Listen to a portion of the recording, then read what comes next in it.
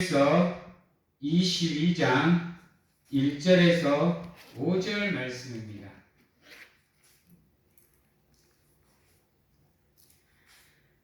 에스겔서 22장 1절에서 5절 말씀까지 저희들이 보도록 하겠습니다. 제가 봉독해 드리도록 하겠습니다. 또 여호와의 말씀이 내게 임하여 이르시되 인자야, 내가 심판하려느냐? 이 피 흘린 성읍을 심판하려느냐? 그러하려거든 자기의 모든 가증한 입을 그들이 알게 하라. 너는 말하라. 주 여호와께서 이같이 말씀하셨느니라. 자기 가운데에 피를 흘려 벌 받을 때가 이르게 하며 우상을 만들어 스스로 더럽히는 성아, 내가 흘린 피로 말미암아 죄가 있고 내가 만든 우상으로 말미암아 스스로 더럽혔으니 내 날이 가까웠고 내 연한이 찼도다. 그러므로 내가 너로 이방의 능력을 받으며 만국의 조롱거리가 되게 하였노라. 너 이름이 더럽고 어지러움이 많은 자여, 가까운 자나 먼 자나 다 너를 조롱하리라. 아멘. 우리 인간이 갖고 있는 취약점 중에 하나가 뭐냐면 자기가 지은 죄는 인정을 하지 않으려고 한다는 겁니다. 그리고 오히려 자기를 힘들게 하거나 또는 자기가 힘들게 했던 사람들에게 책임을 전가함으로 자신은 책임을 회피하려고 하는 모습들이 나옵니다. 그래서 자기 주변에 있는 사람들은 다 안 좋은 사람들이고 나쁜 사람들이고 악한 사람들이 되고 자기만 선하고 옳고 자기만 지혜로운 존재라고 인정을 하게 됩니다. 그러다 보면 서로가 결국은 대화가 되지 않고 소통이 되지 않다 보니까 어떻게 돼요? 서로가 악감정만 생기게 되고 관계가 삐뚤어지고 담을 쌓고 그냥 그저 그렇게 대충 그냥 살아가는 모습들이 나오거든요. 우리가 살아가는 세상은 일방적인 일은 단 하나도 없습니다. 모든 것이 다 쌍방으로 이루어집니다. 그것이 좋은 일이든지 선한 일이든지 악한 일이든지 잘못된 것이든지 모든 것은 다 이유가 있고 모든 것은 다 그 이유에 합당한 결과가 있게 된다라는 겁니다. 그런데 우리가 생각지도 못하는 모든 것이 그들에게 있어서 오히려 나 자신을, 나를 바라보는데 어긋난 시선을 제공하게 된다라는 거죠. 그렇게 되면 이제 관계가 회복되는 것은 소원해지게 됩니다. 아니, 힘들어집니다. 그러다 보니까 결국에는 관계를 회복시키는 것은 포기하고 그냥 담 쌓고 사는 거예요. 안 보고 살면 된다라고 생각합니다. 근데요, 세상은요, 나에게 어떠한 환경이, 어떠한 배경이, 어떠한 일들이 주어질지는 아무도 모릅니다. 그래서 내가 어떤 사람에게 어떠한 도움을 받아야 될지는 아무도 몰라요. 나하고 악감정을 갖고 있는 사람에게도 결국은 내가 도움을 청할 수밖에 없는 일들이 일어날 수도 있다는 겁니다. 그것이 긴박한 상황일 수도 있어요. 그런데 그런 상황이 되어서도 결국은 관계가 삐뚤어져 있다 보니까 사이가 안 좋다 보니까 도움의 손길을 내밀지도 못하고 그냥 머뭇거리다가 그것을 해결해 버릴 수 있는 기회가 시간이 흘러버리고 진압을 해서 결국은 이러지도 못하고 저러지도 못하는 가운데 그 사람의 인생이나 또는 생사가 무너져 내리는 경우가 있습니다. 우리 주변에도 그런 일들이 참 많아요.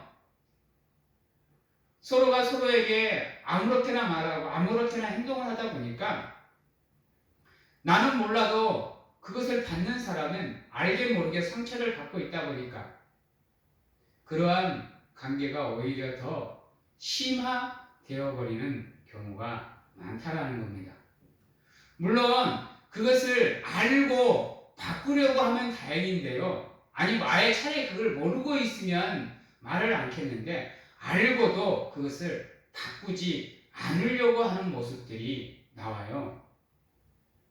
그래 놓고는 결국은 서로가 그냥 등 돌려버리는, 두 번 다시는 대화도 안 하고 얼굴도 안 보고 만나지도 않고 그저 그렇게 헤어짐 속에서 살아가는 아픔이 우리 인생사에, 우리 세상에 존재한다라는 겁니다.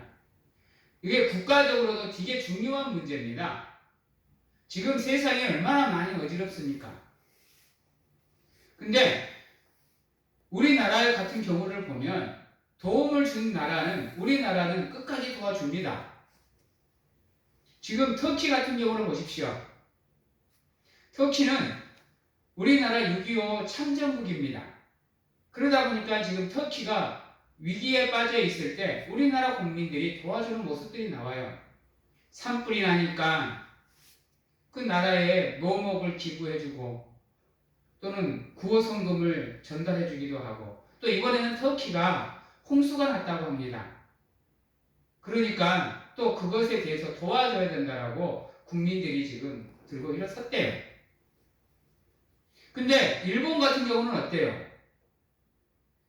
일본 같은 경우는 우리가 그들 밑에 36년에 가까운 식민지가 있었어도 우리는 끝까지 일본을 도와줬습니다. 근데 동일본 대지진이 있을 때 우리나라는 일본에게 1000억에 가까운 성금을 줬는데 일본은 그것을 배격으로 갚았어요. 왜?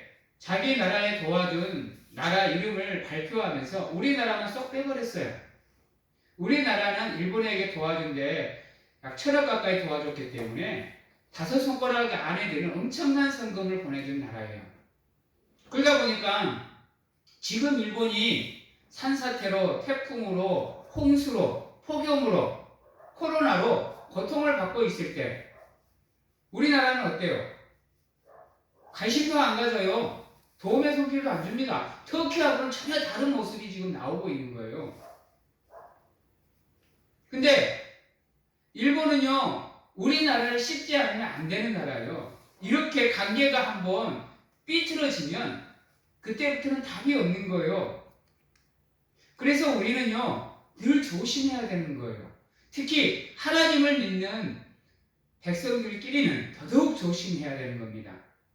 믿지 않는 사람들하고도 물론 관계가 중요하지만 믿는 사람들끼리의 관계도 중요합니다. 왜요? 내가 힘들 때면 하나님을 믿는 백성들이 나를 위해서 기도해주고 중보해주는 가운데 내게 힘이 되어주고 또 하나님께 기도해줌으로 내가 은혜를 입을 수 있도록 도와주는 관계가 믿음의 형제들인 겁니다. 근데 그렇지 못하고 서로를 헐뜯기만 하고 공격하기만 하고 아픔을 주고 고통을 주고 슬픔을 준다고 한다면 정작 내가 힘들 때는 그 사람이 나를 위해서 기도해주거나 나의 힘이 되어주지 않는다라는 거예요. 그러면 혼자 힘들어해야 되는 거예요. 그래서 우리는 주변에 적을 많이 만드는 게 아니고 친구를 많이 만들어야 되는 삶을 살아가야 되는 겁니다. 그렇지 않으면 정말로 내가 힘들 때 오히려 더 힘든 삶을 살아가게 된다는 거예요. 오늘 말씀에 보면 인자야 내가 심판하려느냐, 이 피 흘린 성읍을 심판하려느냐, 그리 하려거든 자기의 모든 가증한 일을 그들이 알게 하라 그랬습니다. 네가 무슨 자격으로 심판하려고 하느냐? 네가 저 사람이 죄가 있다고 해서 네가 심판할 자격이 있느냐 이겁니다. 그를 심판하기 전에 네가 가지고 있는 죄를 다 세상에 까발려라. 모두가 다 알 수 있게 하라. 이렇게 얘기하고 있습니다. 우리는 여러분 남을 정죄할 자격이 없습니다. 남을 심판할 그러한 자격도 없어요. 말씀해 보면 내 눈에 들보는 못 보면서 어떻게 형제의 눈에 있는 티끌은 보냐고 얘기를 합니다. 여러분, 내 주변에 있는 사람들의 죄보다 내 죄가 더 큰 거예요. 아셔야 돼요. 나는 이따만한 죄를 지어도 내게 있어서는 그게 사소한 것처럼 느껴질지 모르겠지만요. 그건 큰 죄가 됩니다. 그래놓고 남이 사소한 죄를 저지르면 그것을 자꾸 늘어지면서 완전히 그 사람을 폐인으로 만들어 보려고 그래요. 아예 사회에서 매장시켜 버리려고 그래요. 정치판 봐봐요. 털어서 먼지 안 나온 사람이 어디 있어요? 남을 정죄하고 남을 심판하고 남을 미워하고 원망하고 질투하고 싶다고 한다면 내가 가지고 있는 잘못들, 내가 가지고 있는 죄악들을 먼저 그것들을 용서받고 그때서야 남에게 눈을 돌리라 이겁니다. 근데 우리는 그렇지 않잖아요. 나는 무조건 옳잖아요. 그리고 남은 무조건 잘못한 거잖아요. 여러분, 관계를 회복시키는 것은, 관계를 좋게 유지시키는 방법은 나 자신을 먼저 점검하고 난 다음에 다른 사람을 바라보는 거예요. 남을 심판하기 전, 남을 정죄하기 전, 나를 먼저 점검하는 거라니까요. 그래야 한 번 더 생각하고, 한 번 더 배려하고, 한 번 더 위로할 수 있는 마음의 여유가, 삶의 여유가 우리에게 생기는 거예요. 그런데 성질 급한 사람들은 어때요? 질러놓고 봅니다. 그래놓고는 자기가 옳은 것 남은 완전히 무시해버리는 경우가 많아요. 가족 간에도 그렇고요. 형제 간에도 그렇고 이웃 간에도 그렇습니다. 그러다 보면 서로가 서먹서먹하게지고 어색해질 수밖에 없는 거예요. 우리가 우리 이웃을 정죄할 자격이 우리에게 없다니까요. 사람을 정죄할 자격을 갖고 있는 사람은요, 하나님밖에 없어요. 심판자이신 하나님만이 인간을 정죄할 수 있는 자격을 가지고 있어요. 예수님께서 뭐라 그랬어요? 나조차도 너를 정죄할 수 없다라고 얘기를 했어요. 근데 하물며 우리가 사람을 정죄해요? 우리가 이웃을 심판해요? 그럴 수는 없다라는 겁니다. 예수님께서 음행을 저지른 여자가 잡혀왔을 때 뭐라 그래요? 죄 없는 자가 먼저 돌로 치라 그래요. 남을 심판하려거든 죄가 없어야 되는 거예요. 근데 이 세상에는 그런 사람이 있다 없다 단 한 명도 없습니다. 그러므로 믿음의 안에서 한 형제가 되고 한 가족이 된 우리는 더더욱 그렇습니다. 예수님께서 우리에게 보여주신 그 모본을 통해서 우리가 서로를 사랑을 해야지.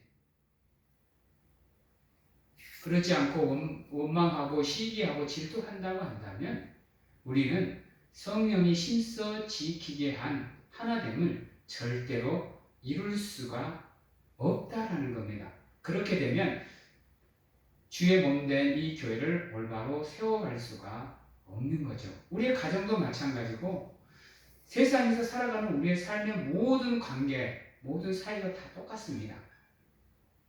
그러므로 우리는 우리 자신을 먼저 점검할 수 있는 믿음과 삶을 가져야 되는 거죠.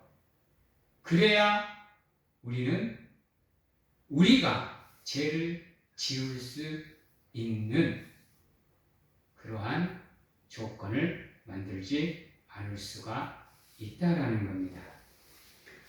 또 3절에 보면 너는 말하라 주 여호와께서 이같이 말씀하셨느니라 자기 가운데에 피를 흘려 벌 받을 때가 이르게 하며 우상을 만들어 스스로 더럽히는 서가 그랬습니다. 여러분,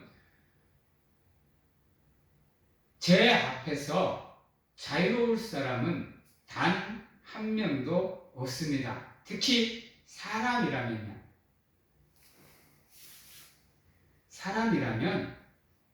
죄에서 자유로울 수 있는 사람은 단 한 명도 없어요. 누구나가 다 죄의 유혹 앞에 놓일 수밖에 없습니다. 그리고 인간은 그 죄의 유혹을 이겨내기가 쉽지 않은 나약하기, 연약하기가 그지없는 존재라는 겁니다.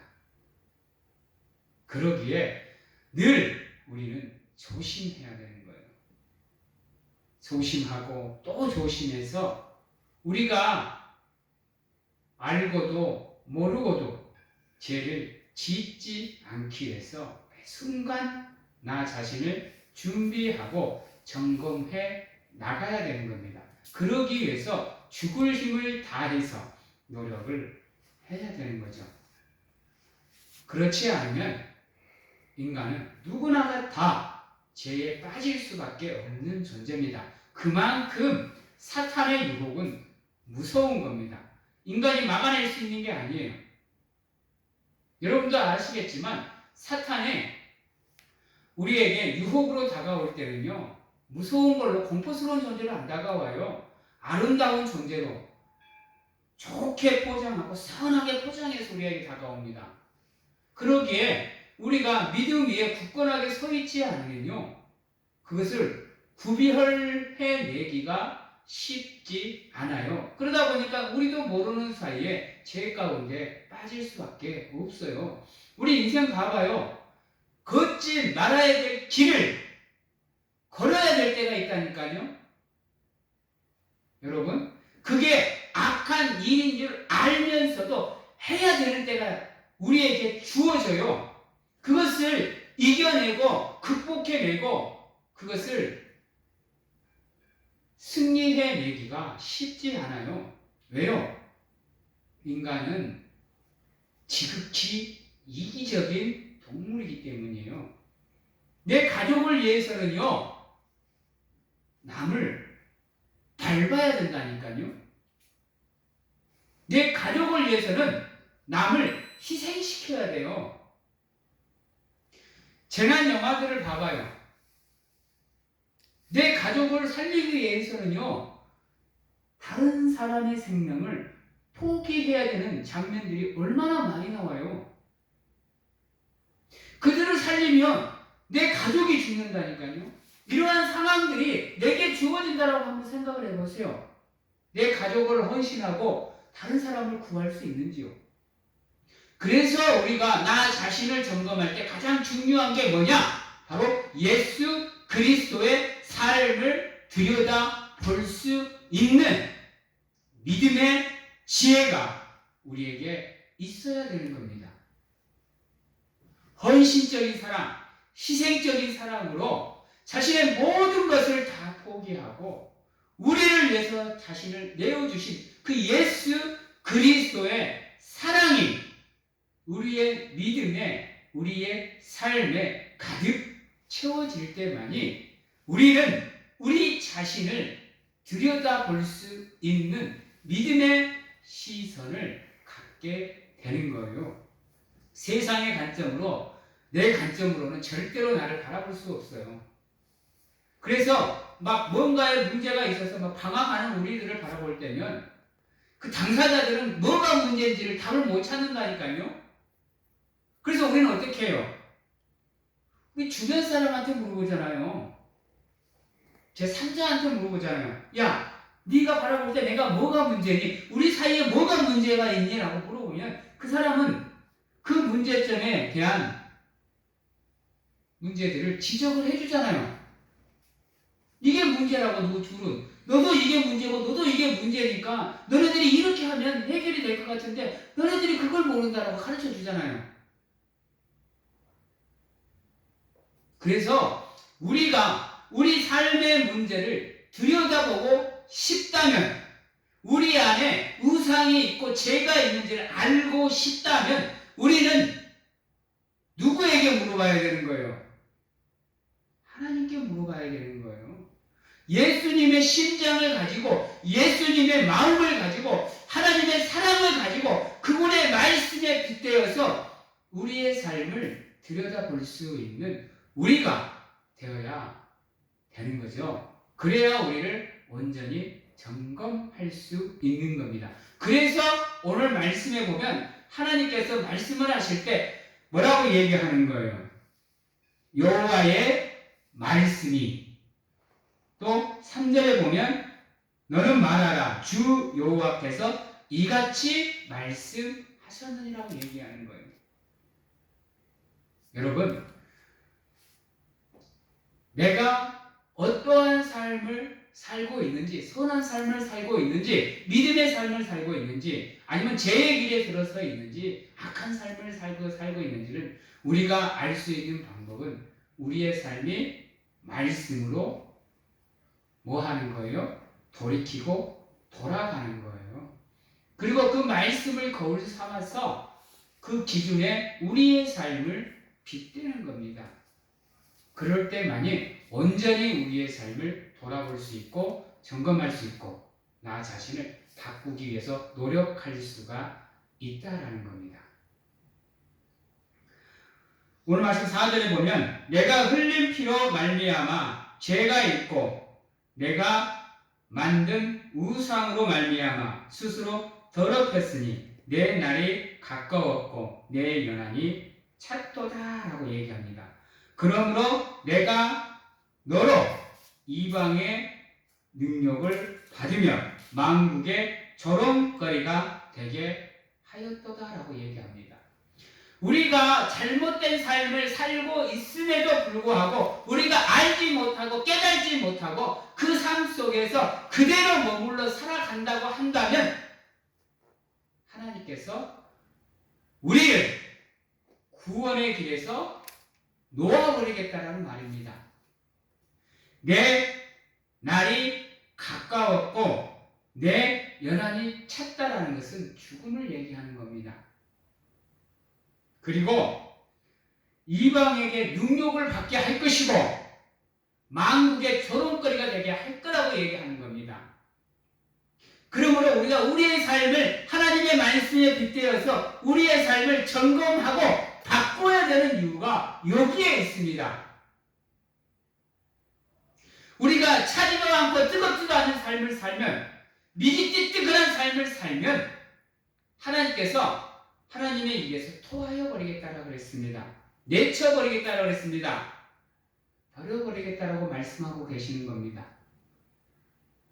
그러므로 여러분, 남을 심판하고 정죄하고 싶다고 한다면 먼저 나의 삶을 점검할 수 있는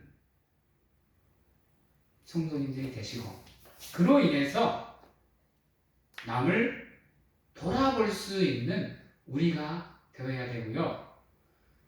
나 자신을 점검할 때는 세상의 기준이 아니라 하나님의 기준, 말씀으로 돌아오셔서 그 말씀을 거울 삼아 우리의 삶을 점검하는 가운데 내가 지금 어떠한 삶을 살고 있는지 알고 깨닫고 하나님께로 돌아가기 위해서 노력하는 삶을 살아야 됩니다. 그렇지 않으면 우리의 삶은 하나님과 사이에 막힌 담으로 인해 끊어지는 삶을 살고 은혜의 자리에서 멀어지고 하나님과의 관계가 멀어지는 안타까운 삶을 살 수밖에 없다라는 것을 우리 사랑하는 성도님들이 기억하시기 바랍니다. 그리고 그런 일이 없도록 여러분들의 믿음과 삶을 점검하는 가운데 하나님의 은혜 안에 머무는 가운데 하나님과 함께 하시기 위해서 노력하시는 귀한 성도님들이 다 되시길 주님의 이름으로 축원합니다. 기도하겠습니다. 사랑의 하나님, 나 자신을 점검하게 하시고 점검하되 세상의 기준이 아니라 하나님의 말씀으로 나를 점검하는 가운데 하나님 저주의 자리에 가 있는 것이 아니라 사망의 자리에 가 있는 것이 아니라 은혜의 자리로 축복의 자리로 하나님과 함께하는 자리로 나의 삶을 터닝시키고 돌이키며 돌아갈 수 있는 지혜를 우리에게 허락하여 주시옵소서. 지금은 우리를 죄에서 구원하시기 위해 이 땅에 오신 예수 그리스도의 은혜와 세상 끝날까지 우리와 함께 하시는 가운데 안아주시고 품어주시는 하나님 아버지의 사랑하심과 세상 어느 곳에 가서 무엇을 하든지 간에 우리를 지키시고 보호하시는 성령님의 교통하심이 오늘 이 자리에서 온전히 하나님만을 바라보며 우리의 삶을 점검하는 가운데 하나님이 원하시는 삶으로 나가고자 확신하고 결단하는 귀한 하나님의 성도님들 머리 위에와 가정과 직장, 자녀와 건강 위에 지금부터 영원토록 함께 하시기를 축원하옵나이다. 아멘.